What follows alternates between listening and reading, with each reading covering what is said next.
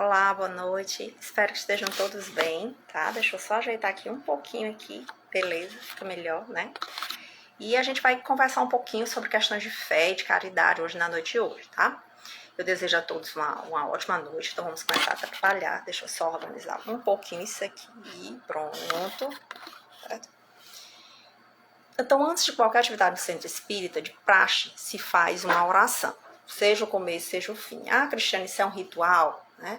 Não, não é um ritual. Tá? Não é um ritual. É simplesmente uma forma, e que Jesus nos diz, inclusive, isso, que a gente sempre faça as nossas orações, seja qual for a atividade. Até porque isso mantém uma constância nossa com comunicação com os bons espíritos, o contato com as pessoas que nos protegem, um contato com a espiritualidade. Então, tudo isso é sempre muito bom antes de qualquer atividade. Então, não é algo que seja um ritual, tá? Então, vamos fazer a nossa prece primeiro. Se você quiser fazer a prece de olho fechado, de olho aberto, sentado, tanto faz, porque no Espiritismo a gente não tem ritual, certo? Os rituais não fazem parte do Espiritismo. Isso é uma coisa que a gente conversa em outra palestra. Então, hoje a gente vai tratar só mesmo da questão da fé e da caridade, mas vamos fazer a nossa prece, tá? Pai de infinita misericórdia, abençoa todos nós, encarnados e desencarnados. Abençoa as pessoas que estão nos vindo, nos vendo. Envolve a todos aqueles com quem convivemos. Abençoa, Mestre querido, aqueles que nesse momento se encontram em busca de esclarecimento, em busca de aprimoramento pessoal. Que Deus nos envolva, que Deus nos ampare, que Deus nos ilumine hoje e sempre. Que assim seja. Antes de começar a nossa palestra, nossa conversa, nós vamos ver um pouquinho sobre uma pequena mensagem, tá? Antes da gente começar a tratar do nosso tema, que é desse livro aqui, Caminho, Verdade e Vida, tá? Chico Xavier, Espírito Emmanuel, tá? É o tópico 119, Glória Cristã. Ele é o seguinte, porque a nossa glória é essa, o testemunho da nossa consciência, Paulo. Esses 4 livrinhos foram psicografados pelo Chico Xavier, e o Emmanuel, que é o mentor do Chico Xavier, ele comenta trechos, tá? Trechos de várias partes de cartas aos apóstolos, várias coisas. E essa é uma delas, que é a segunda carta aos Coríntios, capítulo 1, versículo 12. Desde as tribos selvagens que precederam a organização das famílias humanas, tem sido a terra grande palco utilizado na exibição das glórias passageiras. A concorrência intensificou a procura de títulos honoríficos transitórios. O mundo desde muito conhece glórias sangrentas da luta homicida, glórias da avareza nos cofres da fortuna morta, do orgulho nos pergaminhos brasonados e inúteis, da vaidade nos prazeres mentirosos que precedem o sepulcro. A ciência cristaliza as que lhe dizem respeito nas academias isoladas, as religiões sectaristas nas pompas externas e nas expressões do proselitismo. Num plano onde campeiam tantas glórias fáceis, a do cristão é mais profunda e mais difícil. A vitória do seguidor de Jesus é quase sempre no lado inverso dos triunfos mundanos. É o lado oculto. Raros conseguem vê-lo com olhos mortais. Entretanto, essa glória é tão grande que o mundo não a proporciona nem pode subtraí-la. É o testemunho da consciência própria, transformada em tabernáculo do Cristo vivo. No instante divino dessa glorificação, deslumbra-se a alma ante as perspectivas do infinito. É que algo de estranho aconteceu aí dentro, na cripta misteriosa do coração. O filho achou seu pai em plena eternidade. O que o Emmanuel nos fala, nos trata um pouco, é da questão das glórias do mundo, né? Claro que é importante você conseguir um diploma, conseguir um trabalho, conseguir coisas importantes para a sua vida, isso é maravilhoso. Mas o que ele nos alerta é que para o cristão, a verdadeira glória é aquilo que ele vai trabalhando dentro de si, né? Como ele diz, no momento dentro do seu coração, que você consegue visualizar realmente esse encontro com Cristo, essa mudança de atitude, essa mudança de hábitos, não meramente exteriorizada, né? Já entrando um pouco na nossa conversa sobre fé. Não meramente algo exteriorizado.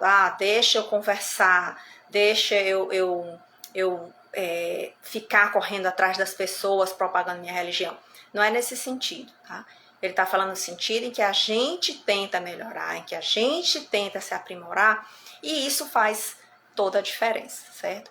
Então a gente vai conversar um pouquinho hoje sobre a questão da fé e da caridade, que são coisas, às vezes, eu não diria que afastadas ou modificadas, mas eu diria que elas são coisas que são, às vezes, esquecidas, às vezes as pessoas têm um posicionamento diferente com relação à sua fé, temos várias crenças de fé diferentes.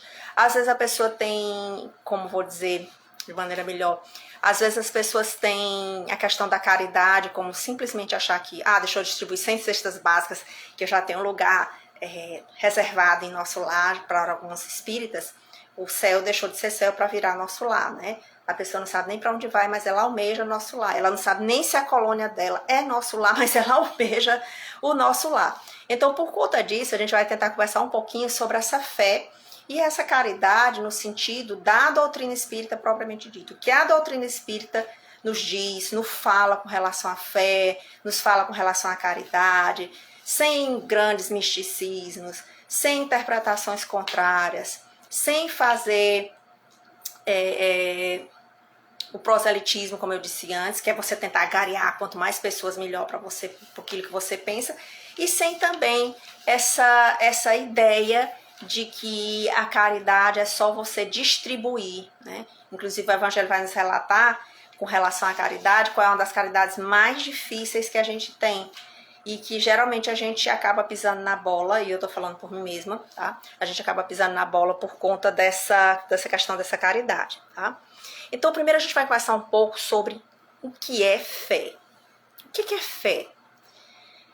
Fé é acreditar, né? Eu acredito em algo, eu tenho fé, eu tenho confiança em algo, eu acredito em algo, eu acho que isso é importante.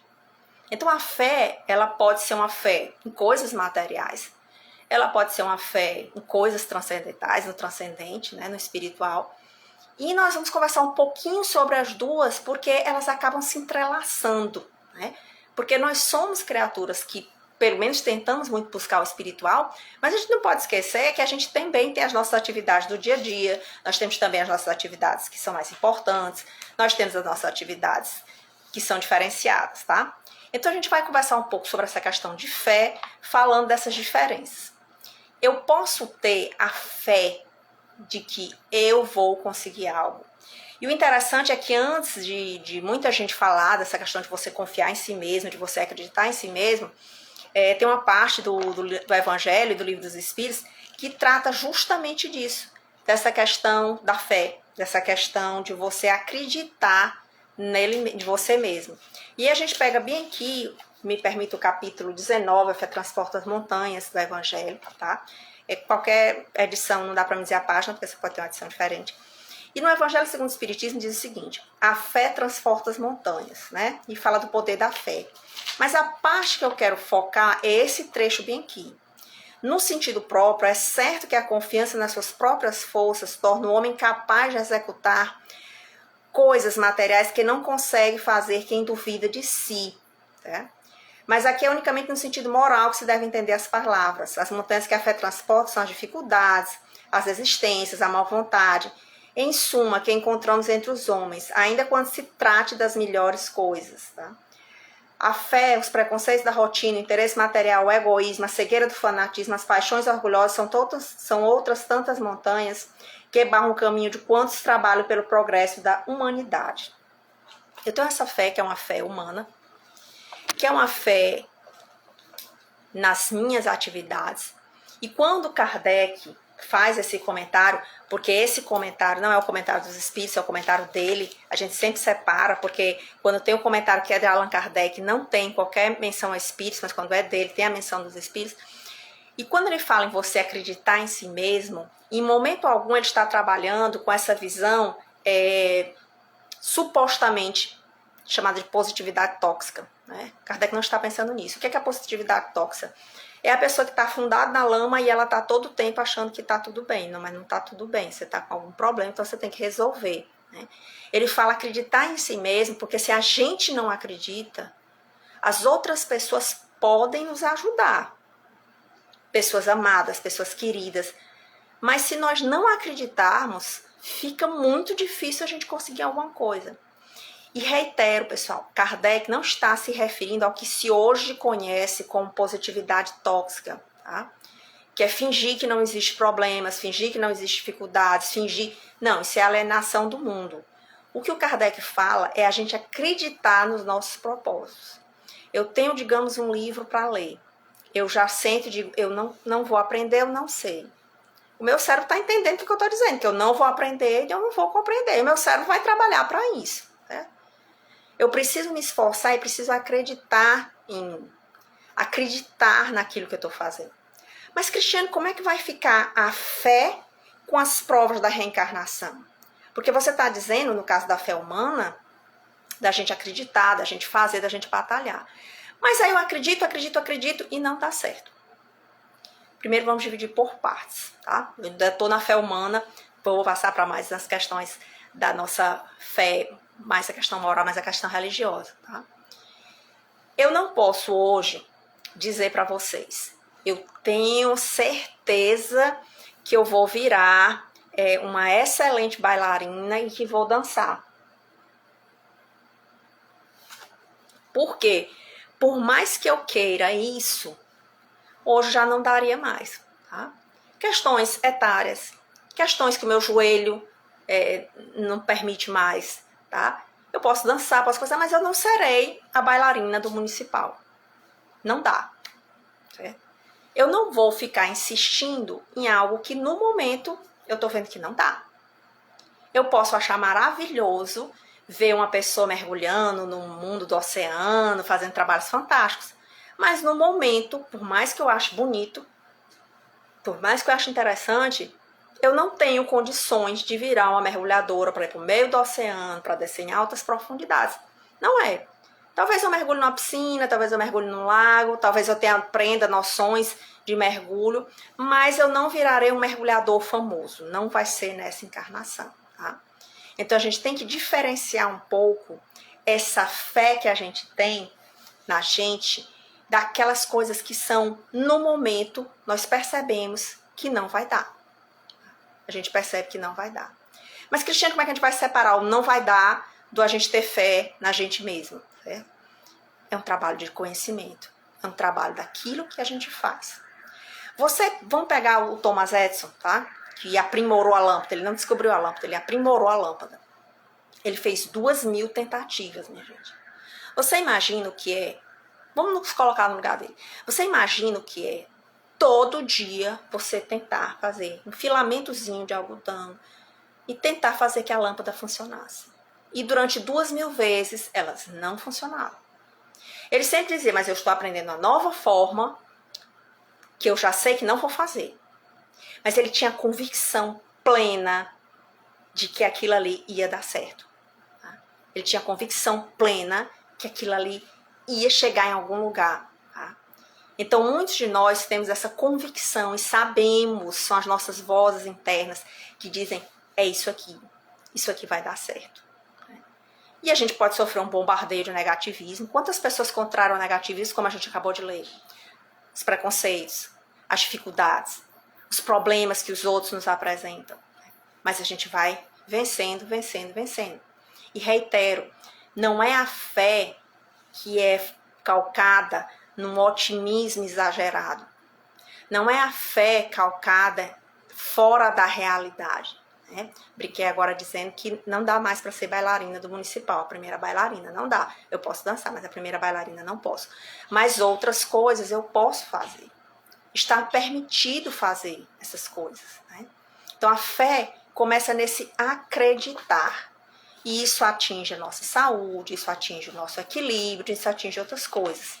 Sem afastar nenhum dos preceitos da ciência, sem afastar nenhum dos preceitos que o Espiritismo, porque o Espiritismo é ciência, de você se cuidar, de você se tratar, porque eu também não vou ficar, né, digamos, com a bactéria dentro de mim, esperando que os meus bons pensamentos matem a bactéria. Porque isso é muito arriscado, é melhor ir ao médico, é melhor tomar uma dose de antibiótico e fazer com que a bactéria vá embora, tá? Mas quando ele trata da fé no sentido moral, Kardec faz essa posição aqui. Entende-se como fé a confiança que tem na realização de uma coisa, a certeza de atingir um determinado fim. e que não se confunde fé com presunção, e que a verdadeira fé é calma. Eu sei que vou atingir aquele fim, então eu vou me dedicar a isso. Eu sei que eu vou atingir essa meta aqui que eu estou me propondo. Mas ela é totalmente diferente da arrogância, ela é totalmente diferente do pedantismo, onde a pessoa se arroga para si, né, a capacidade de resolver muitas coisas que às vezes ela não tem condição. Tá? E Kardec nos alerta, porque reitero para quem pegou a palestra da agora para frente, né, esse é um trecho das palavras de Allan Kardec, não dos espíritos, em que ele coloca assim: não se deve confundir a fé com a presunção. A verdadeira fé se alia à humildade. Aquele que a possui deposita mais confiança em Deus do que em si próprio, por saber que simples instrumento da vontade divina nada pode sem ele. É por essa razão que os espíritos bons vêm em seu auxílio. A presunção é mais orgulho do que fé, e o orgulho é sempre castigado, cedo ou tarde pela decepção e pelas derrotas que são infligidas. Cristiane, mas como é que tem gente que atinge seus fins e não está nem aí para Deus? A gente tem que ver o resultado dos fins. Muitas vezes é importante que essa pessoa atinja esses resultados, até para que ela reflita depois, até porque é bem para a coletividade. E até porque Deus não necessariamente está muito preocupado naquele momento, tá, com a fé ou não fé da pessoa pelos atos que ela está fazendo. Se assim não fosse, o Espiritismo não colocava que fora da caridade não é salvação. Ele não diz que é fora do Espiritismo. E aí eu volto para o começo. A gente não pode confundir e trazer para dentro da doutrina conceitos que são estranhos a ela e que nós queremos implantar. Então, algumas pessoas transformaram o nosso lar e as colônias espirituais no céu. Deixa eu ser muito legal aqui para que eu ganhe bônus horas no mundo espiritual, né? Então, fica uma coisa um pouco complicada, tá? Porque você está fazendo uma barganha. Então, a fé, que é a verdadeiramente fé, ela tem confiança. Eu confio. Mas ao confiar, né, na divindade, nas coisas que vêm para a divindade, e confiarmos em nós mesmos, né, nós sabemos que existe um limite da reencarnação. Nada melhor do que você ter a consciência. Eu fiz tudo, eu me esforcei ao máximo, mas não deu certo. Talvez porque não fosse melhor para mim, talvez porque não fosse dessa vez nessa encarnação. Mas é diferente da gente não ter nenhum esforço e querer que Deus, só porque a gente diz, olha, eu acredito em você, nos presenteie com algumas coisas. Porque cadê o nosso esforço? Cadê a nossa parte nessa história toda? Né? Cadê a nossa parte nessa história toda? E há fatores que não dependem de nós. Há outros fatores que giram ao redor de nós que são independentes. Eu, Cristiane, resolvo fazer um curso de mergulho em alta profundidade. Faço o curso. Eu estou em Teresina, eu vou mergulhar em alta profundidade aonde? Eu vou ter que sair de Teresina. Eu não posso reclamar que estou em Teresina e estou com dificuldade com relação ao meu trabalho, porque não dá. Eu tenho que ir para Parnaíba, eu tenho que ir para Belo Escorrer, eu tenho que ir para algum outro lugar fazer mergulhos de alta profundidade. Então, a nossa fé, a nossa confiança em nós e primeiro em Deus é justamente até nesses momentos em que a gente tem dúvida. Aí é que entra a questão da oração cotidiana. Não só aquela oração desesperada porque alguém está morrendo, que aconteceu alguma coisa.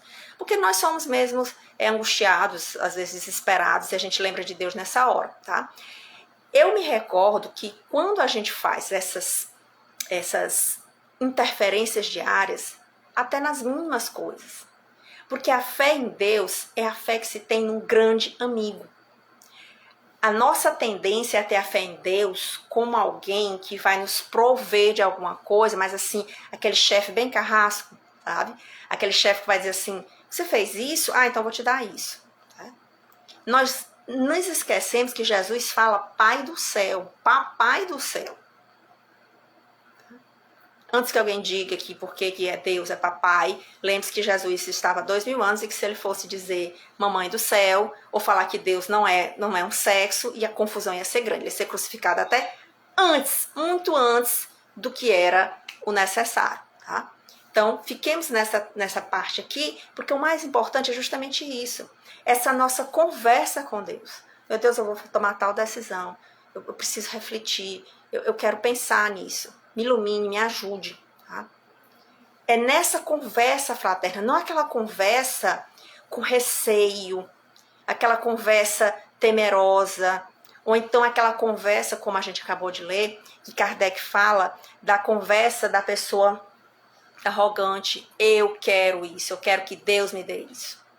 Tem um filme que eu assisti há muito, muito tempo, chamado Amadeus, que conta a história de Mozart e a história do provável suposto inimigo dele, que é o Salieri, e que na história não tem nada retratado sobre isso, mas o filme conta essa história. E o Mozart é aquela pessoa que bebe, que fuma.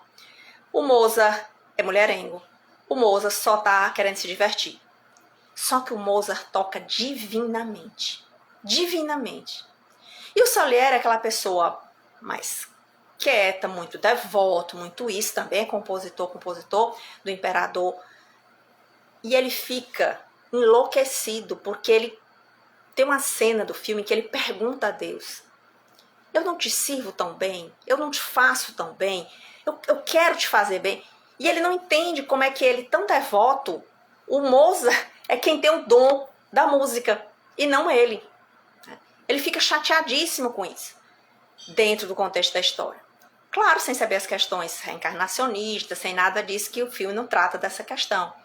Mas veja como é a fé do Salieri. A fé do Salieri é: se eu estou oferecendo tanto a Deus, se eu dedico todas as minhas músicas a Deus, se eu faço tudo isso para Deus, por que é que quem toca muito bem, quem altera as letras de música, quem é paparicado, quem é almejado é o Mozart, que não é nada disso?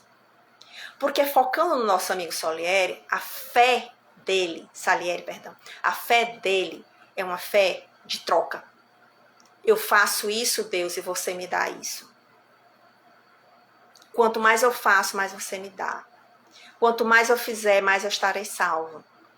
É sempre como tivesse um pagamento. Tanto que no Espiritismo você não tem promessa. No Espiritismo não é lugar para você estar barganhando com Deus, certo? Ah, Cristiane, mas eu fui no centro espírita, eu me senti muito bem, eu fiquei bem. Eu, inclusive, acho que fiquei melhor do que em muitas situações. Ótimo, que maravilha.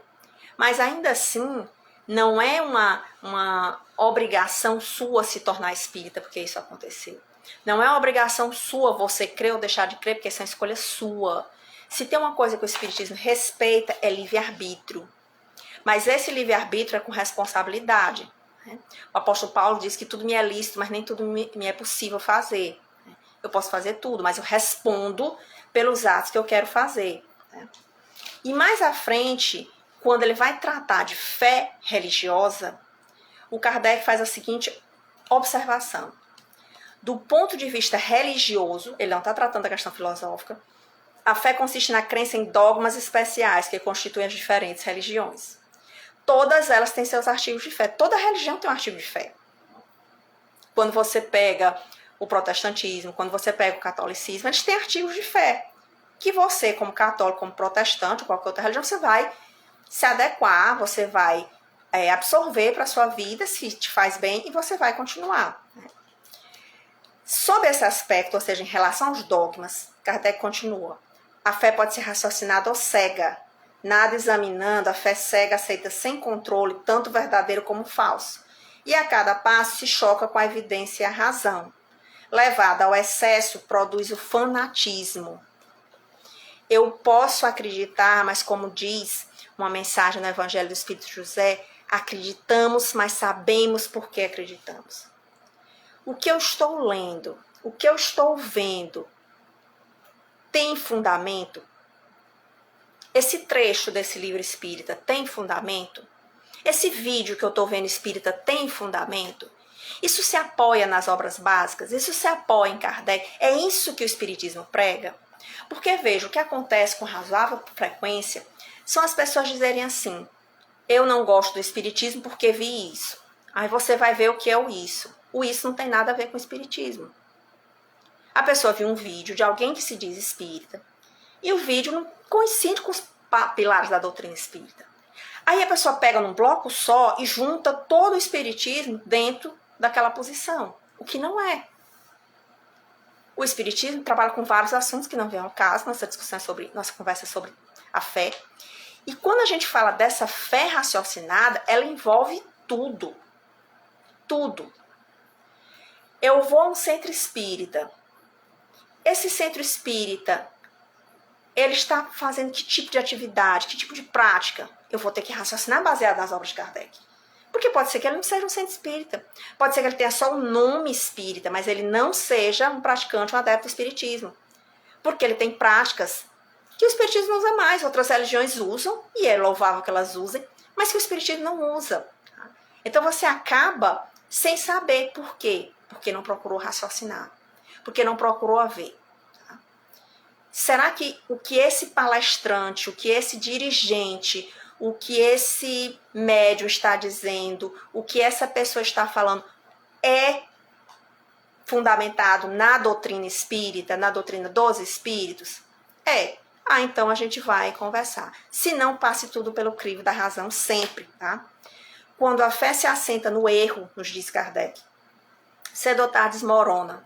Somente a fé que se baseia na verdade garante o futuro, porque nada tem a temer do progresso das luzes, considerando que é verdadeiro na obscuridade, também o é a luz do dia. Cada religião pretende ter a posse exclusiva da verdade. Preconizar alguém a fé cega sobre um ponto de crença é confessar-se impotente para demonstrar que está com a razão. O espiritismo procura muito usar a razão. Cristiano, eu já vi pessoas que se dizem espíritas e não usam a razão. Bom, é um problema da pessoa, mas o espiritismo ele usa a razão sempre, tá? Ele usa a razão sempre. Ele procura avaliar os fatos. Vamos a uma situação. Eu estou aqui fazendo a palestra e digamos que eu escute um barulho. Foi um espírito, bateu. Eu acho que é melhor me preocupar se foi alguém da minha casa que quebrou alguma coisa, se foi algum bicho, será que foi um ladrão, será que foi um vento. Então nós vamos descartando as possibilidades até chegar se é alguma causa que foge ao domínio da matéria. Tá? E isso é utilizar a razão. Será que isso que eu estou vendo, essa mensagem que eu estou lendo, é uma mensagem realmente que condiz com a doutrina espírita? Porque isso é usar a nossa fé. Se tem algo que é contraditório, é o espírita fanático. Não pode existir um espírita fanático porque não tem sentido nisso. O médium que não admite ser criticado, não admite que se pondere as ações dele, qualquer espírita que não aceita que se passe pelo crivo da razão, as suas mensagens, a sua atuação, ou ele está com problema ou ele não entendeu o espiritismo. Certo? E quando eu falo críticas, meus queridos e queridas, eu não estou falando de crítica para você ofender a pessoa, não. Eu estou falando de criticar aquilo que foi escrito, aquilo que foi dito, que você está dizendo, né, conforme a doutrina espírita, por isso. Ou então, por que você está dizendo isso? Qual é o fundamento disso? Porque senão nós vamos ter a fé cega. Saiu uma mensagem do espírito, a mensagem não diz nada com nada, mas a gente diz, nossa, foi o espírito que fez isso. E isso não é fé raciocinada. E o espiritismo nos chama a fé, mas essa fé que a gente crê porque sabe por que crê. E não a fé que você está ali, o espírito disse, o dirigente disse, o monitor disse. Meu amigo, no espiritismo você passa pelo crivo da razão, é tudo.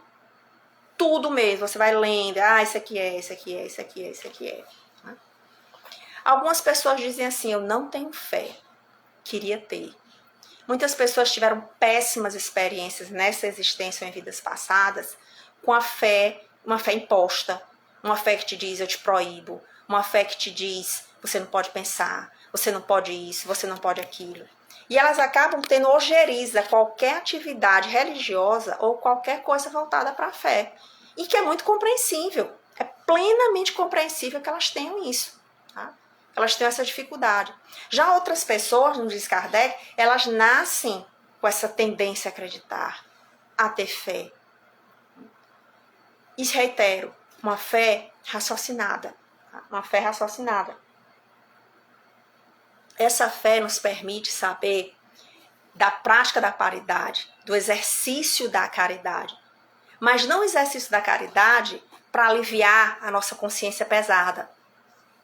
Cristiano, então faz mal distribuir uma cesta básica? Não estou dizendo isso. Estou dizendo o motivo que leva a isso é que é diferente. Tá? O motivo que leva a isso é que é diferente. Certo? São questões diferentes. Quando você pratica a caridade não é só distribuição de bens materiais. Muitas vezes a caridade é aguentar algumas situações. Muitas vezes eu vi um monte de bobagem que não tem sentido, certo? Em outras vezes a caridade é você ficar em silêncio. Mas isso não quer dizer, em maneira nenhuma, para você suportar os abusos físicos, os abusos psicológicos, porque a doutrina espírita não é masoquista. Certo? A doutrina espírita não apoia feminicídio. A doutrina espírita não apoia a destruição. A doutrina espírita não é uma cultura de morte. A doutrina espírita não apoia qualquer das coisas que violam os princípios básicos dos direitos humanos. Porque se ela é uma doutrina que é cristã, e Jesus fala, amar o próximo como você mesmo, primeiro você se ama para depois amar o outro, né? Então ele está trabalhando com como eu desejo o bem-estar do outro, sem sufocá-lo, sem amordaçá-lo, sem querer que ele pense igual a mim. Cristiane, mas eu tenho pessoas que pensam muito diferente de mim. Primeira possibilidade. O pensamento da pessoa é um pensamento que é contrário às obras básicas? É, Cristiane, ela está agindo totalmente contrário ao que diz o Espiritismo. Ela está divulgando isso para outras pessoas? Está. Bom, se está divulgando, a gente tem que fazer um alerta em nome da doutrina, né? Porque isso aí está errado. Se faz mal só a pessoa, deixa com ela mesma. Porque cada um se entende, cada um se resolve. Eu não posso tentar fazer com que os outros tenham a mesma fé que a minha, porque ninguém é obrigado a ter isso. Nós espíritas sabemos o tanto que é constrangedor quando alguém diz que nós vamos para o inferno, que nós somos o demônio, que nós não temos salvação, que nós estamos fora do plano disso e daquilo outro, porque é uma visão que a tua religião resolve, não a religião do outro resolve. Então, o ato de fé nos ajuda, inclusive, na prática da caridade, porque eu sei por que eu estou ajudando alguém. Porque eu me sinto feliz com a realização daqueles atos. Porque isso me faz bem. Porque eu sei porque que alguém me dá uma fechada no trânsito, eu vou contar até 10. Porque eu sei porque alguém me deu uma olhada menosprezadora e eu vou tentar refazer aquilo ali. É fácil? De jeito nenhum. Porque nós somos muito vaidosos. Quando alguém diz alguma coisa, a gente não gosta. Quem gosta, né? Cristina, eu tenho que ficar calado para tudo. Eu não estou dizendo que você tem que ficar calado para tudo. Eu estou dizendo que em algumas situações a gente tem que pensar. Isso é importante? Isso vai gerar uma importância depois para mim? Qual a importância disso para mim amanhã, depois? Tá? Então, a prática da caridade não é só a caridade material. É a caridade das palavras, a caridade dos gestos. Poxa, Cristiane, mas eu tentei, aí depois fracassei. Mas nós somos humanos. A gente pode fracassar, a gente erra. O importante é a gente continuar na nossa prática de fé, continuar na prática da caridade, continuar fazendo as atividades que nós consideramos importantes. Isso é importante. Se você se sente bem, se você se sente satisfeito com doação de algumas coisas, ótimo. Cristiane, mas eu não tenho como. Então ajude de outra forma. Procure colaborar até com você, né? Até com você mesmo. Caridade com a gente. Caridade com a gente como? Sem nos ficar achando que somos a pior pessoa do mundo. Sem ficar achando que somos o lixo do lixo do lixo, como algumas pessoas infelizmente acham. Sem permitir que a gente seja dominado por esse sistema todo de internet que preconiza que o importante é, principalmente o Instagram, que é o que a gente está aqui falando, a beleza, o status, porque nós sabemos que isso é transitório. Então, essa questão da caridade vai até nisso. O que é que eu estou divulgando? O que é que eu estou publicando? O que é que eu estou repassando? É não ver o mal a caridade? Kardec não diz isso. Ele diz como é que o moralista vai escrever ou vai vivenciar algo se ele não vê o mal. Nós vemos o mal, sabemos o mal e podemos combater o mal. A questão é, esse mal vai me adiantar a divulgação, não vai me adiantar a divulgação? Porque tudo isso passa para a nossa fé, passa pela claridade das palavras. E passa por essa caridade material também. A caridade material num país de situação bem ruim como a nossa, tá? E me permito a palavra ruim, porque nós temos muitas pessoas em situação de pobreza, de dificuldade, onde falta um mínimo de dignidade para a existência dessas pessoas. A gente vai fazer a caridade material. Porque não adianta, meus queridos, a gente chegar para uma pessoa que está passando necessidade, passando fome, e a gente dizer assim, olha, compreenda que a reencarnação passada, por favor, né? Caridade também até nisso. Não é momento nem para a pessoa falar que você está tratando desse tipo de assunto. A pessoa está com fome, a pessoa está com sede, a pessoa está precisando de saneamento básico, a pessoa está precisando do básico para que ela exista. Então a gente vai partir com isso aí. E sempre evitando de que a gente queira converter as pessoas, forçá-las a acreditar naquilo que nós acreditamos. A gente divulga, a gente fala, a gente conversa, pediu opinião, a gente dá a opinião da gente. Mas o forçar alguém, querer forçar a fé para alguém, também é falta de caridade. Podemos ser caridosos, podemos ser gentis, podemos guardar conosco segredos sem divulgar, sem tratar, que pode prejudicar outras pessoas. Então, o exercício da nossa fé é paralelo ao exercício da caridade.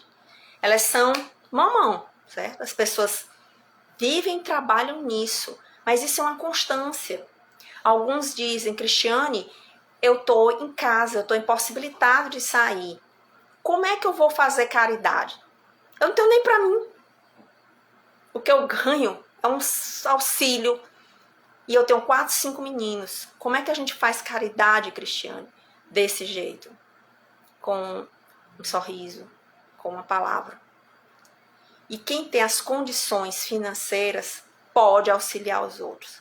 Porque nós estamos na vida das pessoas não para ser aumento de aflição, mas para ser talvez o alívio da prova daquela pessoa. Talvez a gente seja a forma dessa pessoa ser melhor. Tá? Existe uma interpretação equivocadíssima de que a reencarnação das pessoas deve ir sem que haja nossa interferência, mas nós estamos ali para interferir, porque existe a lei de amor, né? A lei de trabalho, a lei de caridade, a lei de amor e mais umas 7 outras leis que não vêm ao caso, que não é a nossa palestra. Né?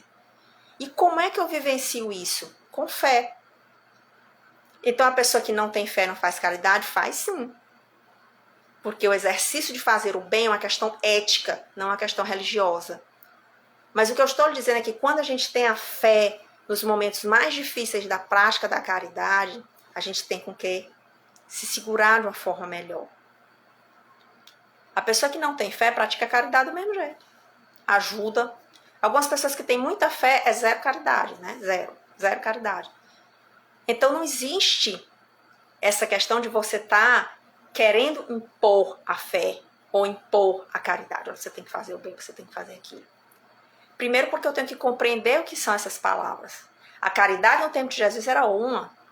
Quando Kardec fala da riqueza, ele fala da questão das artes, da questão da distribuição, já é um outro mundo. E agora nós estamos em outro mundo. A caridade, de você fazer o bem ao próximo, é a mesma, mas os meios mudam. Nós não tínhamos um mundo virtual na época do Kardec, hoje nós temos. Nós não tínhamos a internet para trabalhar, conversar com as pessoas para ajudar alguém, hoje temos. Né? Então, tudo isso eu preciso avaliar. As palavras das obras básicas, quando não contrárias à ciência, elas todas permaneceram. O Espiritismo trabalha com fora da caridade não há salvação. Ele não está dizendo que fora da religião não há salvação. Ele fala caridade. Caridade como ato para qualquer pessoa. A fé é esse sustentáculo que nos faz passar por esses momentos difíceis, para esses momentos tumultuados, por conta de questões de mágoas, de rancores, de várias outras coisas que todos nós temos, em maior e menor grau, porque cada um de nós tem um problema na existência. Mesmo a criatura que aparece maravilhosa na televisão ou na internet, ela teve, tem ou terá um problema, porque faz parte da nossa existência. Se é em maior ou menor grau do que eu tenho, do que você tem, isso é uma outra coisa. Mas nós podemos se aliar com isso, usar a fé no nosso trabalho, a fé nas nossas atividades e procurar sempre fazer o bem. Essa caridade que não depende de dinheiro. Essa caridade que não depende só de eu ter que sair de casa e ir lá pro centro e distribuir isso, aquilo, outro, tá? Essa caridade ela pode ser praticada em qualquer lugar, em qualquer situação. Até quando você vai dormir, quando você lembra de alguém, você pede nas suas orações, ou pede pelas pessoas que estão doentes, nós estamos também trabalhando com a nossa caridade. E quando a gente tem caridade com a gente mesmo, de saber que nós somos perfeitos, mas que estamos na luta, que estamos tentando melhorar, porque isso também é caridade, né? Jesus diz, amar o próximo, como eu falei antes, como a você mesmo, porque senão você não consegue amar o próximo, não, né? Você até se dedica ao próximo, se extenua pelo próximo, mas se esquece de você, né? Que é uma pessoa que tem que ser muito cuidada, porque se Deus teve todo o trabalho de te construir, de te fazer e para tu existir no mundo, é porque você é uma pessoa especial. Nunca deixe que ninguém diga o contrário, tá? Então, para a gente concluir as nossas conversas, as nossas palavras, eu recomendo a leitura do Evangelho, como eu falei aqui, tá? Pode ser qualquer outra edição, isso aqui é porque eu tenho, queridinho do coração. E você pode pegar o livro dos Espíritos, que para mim é imprescindível para um espírita ler de uma ponta a outra e realmente refletir sobre as passagens que tem lá, tá? No desdobramento de outras obras. Então, antes da gente concluir, a gente faz a nossa prece. Que nesse momento você que está na sua casa, no trabalho, qualquer outro local, pense nas pessoas que você gostaria que fossem envolvidas em boas coisas. Pense nas pessoas que se encontram doentes, ou nas pessoas que você acha que tem dificuldade, ou nos seus sonhos, nos seus projetos, nas tuas situações, tá? Então a gente vai fechar os olhos. Para quem quiser, quem não quiser pode ficar com o olho aberto, tá? Se estiver dirigindo, não pode ficar com o olho fechado, né? Então não faça uma coisa dessa.